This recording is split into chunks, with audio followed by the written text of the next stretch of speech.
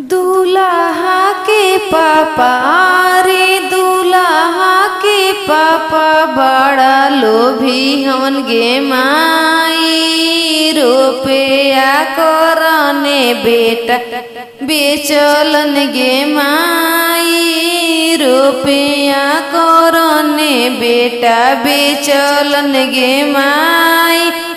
अरे बेटी के पापा रे बेटी के पापा महाराजा होने माई।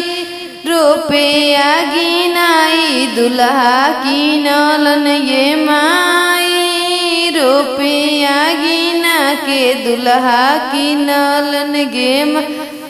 अरे बेटी के पापा धन सेठ हवन गे माई। तौली बिछा के रुपया गिनलन गे माई।